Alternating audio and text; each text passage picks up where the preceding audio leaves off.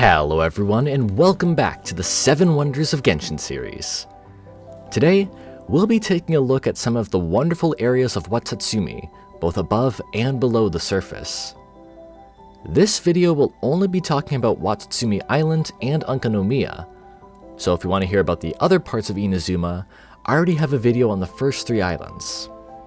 Also, if you like this video, consider subscribing. It helps me out a lot and I'd really appreciate it. With that said, let's jump right in.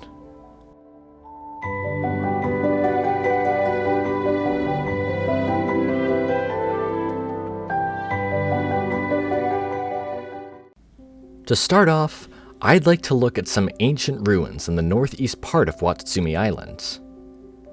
This area is known as Suigetsu Pool, and it has the same ancient architecture that is found in Araumi, Dragon Spine, and other places around Teyvat. Like Araumi, it is also home to various ruin sentinels. Suigetsu Pool also has a domain located within it known as Palace in a Pool. This domain was an ancient mansion that was owned by Yuna Omigosen Ayame. Ayame was the twin sister of the Shrine Maiden Mouun, and they lived around 2,000 years ago. This was also the time of the Narukami Watatsumi War, which the sisters fought in. The sisters also fought alongside their apprentice Tozano, otherwise known as Akuo. Anyways, during the war, Ayame wielded the polearm Wavebreaker's fin of the Watatsumi weapon series. However, she would be separated from her weapon at some point, and it would eventually be confiscated by the Tengu. Sometime later in the war, she would disappear into the ocean, never to be seen again. Her fate is shrouded in myths and rumors, and what actually happened to her is still a mystery. Suigetsu Pool, like her, was once caught underwater. Thanks to the Traveler, though, it now remains as her legacy in the northeast. On the other side of Watatsumi Island, there is an abandoned shrine atop a hill. This is the Mouun Shrine, likely named for the shrine maiden Yuna Mouun, who I just mentioned. Of course, Mouun lived during the time of the Narukami Watatsumi War. Before the war began, however, Mouun was tasked by the Divine Priestess to create the first navy of Watatsumi. This task was entrusted to Mouun, as well as her sister Ayame, because their family, the Yuna clan, is well known in Watatsumi as whalesong masters. With their unique abilities, the sisters were able to befriend the 900-year-old blind whale Daikengyo. He commanded 500 narwhals, 500 humpback whales, and many other sea creatures. Daikengyo and his legion of aquatic animals were the basis for the Watatsumi Navy, and fought alongside Watatsumi during the war. Now, I mentioned the character Akuo earlier, and how he was the apprentice of the 2 sisters. In addition to this, he was also the champion of the Serpent god of Watatsumi Island, Orobashi. Anyways, as Akuo trained under the 2 sisters, he would start developing romantic feelings towards Mouun. He would name one of his 2 famed sword arts after her, giving it the name Getsu Mouun. The other sword art was called Yushio, and both of them are still used by the soldiers of the Watatsumi army to this day. Eventually, the war would begin, with Mouun wielding Mouun's Moon and Akuo wielding Akuo Maru, both of the Watatsumi weapon series. They would eventually engage in a fight against the Shogun's Tengu general Sasayuri, in which they would successfully defeat and kill him. However, this is where their story takes a turn for the worse. The Shogun was enraged and unleashed her Musono Hitotachi, killing both Orobashi as well as Akuo. Later, Mouun and Daikengyo would be ambushed by some of Sasayuri's subordinates and would be killed. After the war, the Mouun Shrine would be abandoned, and it now sits in a ruined state atop the hill. After Orobashi's death and the abandonment of the Mouun Shrine, a new shrine would eventually be built. This shrine is of course the Sangonomiya Shrine, and it is the center of government and religion alike on Watatsumi Island. It is also where the Divine Priestess of Watatsumi lives. The Divine Priestess has historically been of the Sangonomiya clan, whose history spans all the way back to before Watatsumi Island even existed. Watatsumi Island was created by the serpent god Orobashi so that the people of Enkanomiya could live on the surface, which is why they worship him even though he has been dead for 2,000 years. Due to the fact that the shogun killed Orobashi, Watatsumi Island and the Sangonomiya clan haven't really ever been on good terms with the shogunate.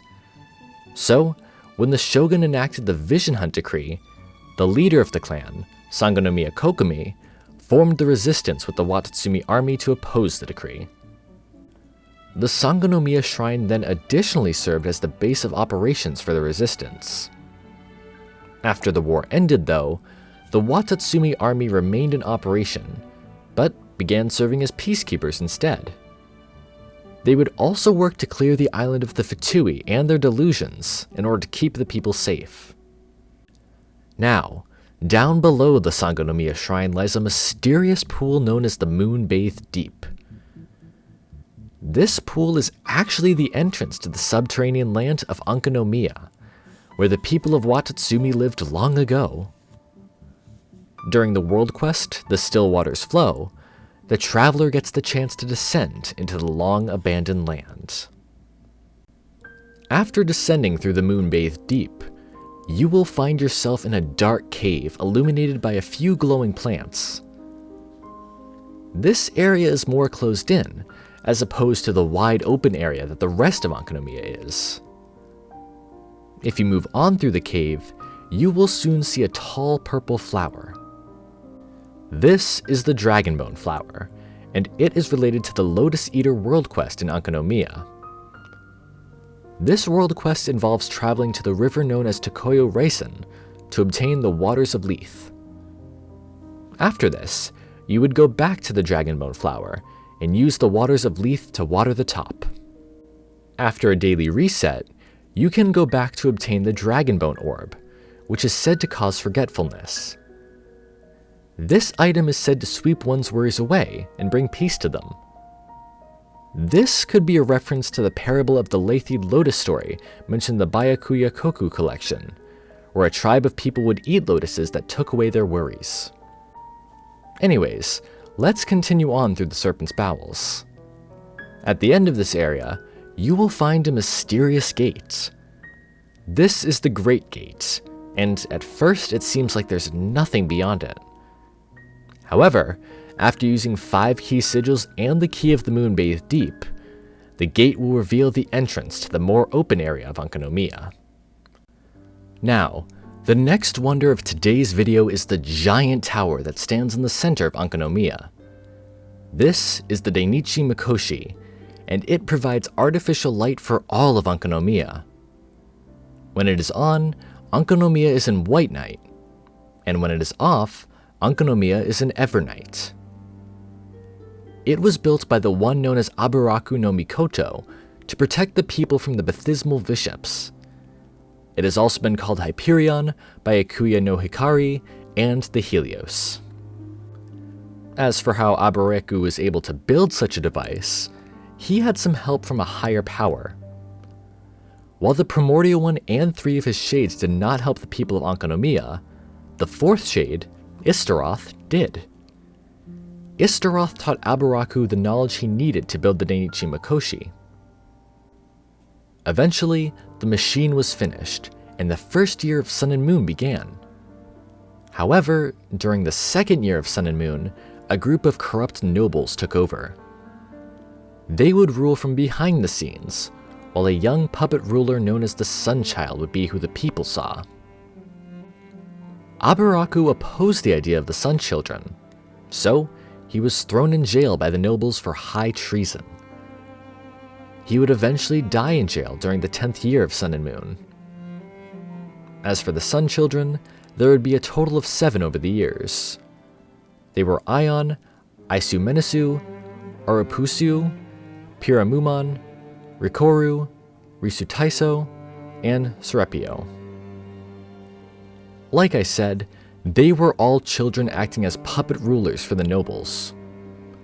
However, the nobles knew that when the Shun children grew up, they would realize that they had been manipulated, and would likely oppose the nobles as well. So, they came up with a brutal ceremony known as the Rite of Solar Return. When a sun child reached a certain age, they would be sent to the inner sanctum of the Dainichi Mikoshi, where they would be incinerated by the machine's high temperature. The nobles would then find a replacement sun child to act as a ruler.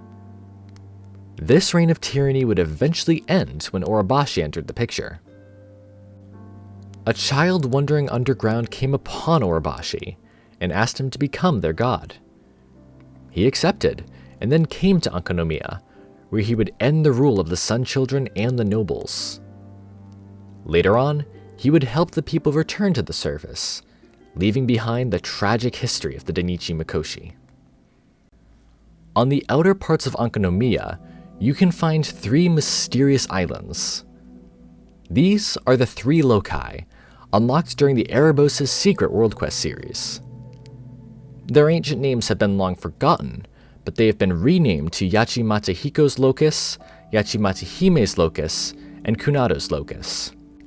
Now, as I said, these islands are unlocked during the Erebos' secret questline, after meeting a Sin Shade named Eboshi. She was a shrine maiden in Enkanomiya, and offers a trial path to the traveler that will lead to more of Enkanomiya's secrets. After the traveler accepts, she summons the 3 Loci from the fog. These islands are very important, which is why they were hidden using secret arts. Only the shrine maidens and the vassals of Watatsumi are able to reveal them.